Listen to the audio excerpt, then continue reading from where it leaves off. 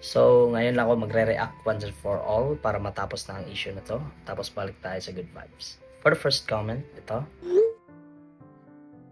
Sa totoo lang, natutuwa naman talaga ako kasi may hawig naman talaga. Pero may mga comment na below na belt na rin. Naging insensitive sila. Alam ko naman na may kahawig ako.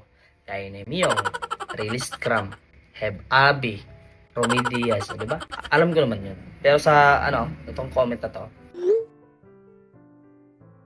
sa totoo lang, pinagtitripan niyo ako. Pero okay lang yun. Pinagtitripan ko din kayo. Di rin ako galit. Di rin ako napipikon sa mga ganito kasi marami naman talaga akong hawig. So, yeah, that's what I've said. Pero sa mga ganitong comment, so, I think medyo nakaka-apekto na rin sa mental health ko. Tao tayo, nasasaktan din. Sobrang insensitive ng mga ganitong comment kasi. Hindi naman kayo inaano. So, ito lang masasabi ko. Accept ko kung ano ako, kung anong meron ako, kung sino ako. Lahat tayo may imperfection. Siguro, ikaw na nanlalait. Wala. Pero sa lahat ng nagmamahal at sumusuporta sa akin, salamat. Ito lang ang alam ko.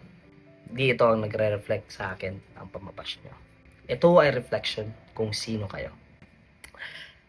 Kung di nyo gusto ang itsura ko, contents ko, yung talent ko, you are free to unfollow naman. So, no need naman to hurt someone because God knows di ko naman inaasahan ng atensyon at kasikatan na to.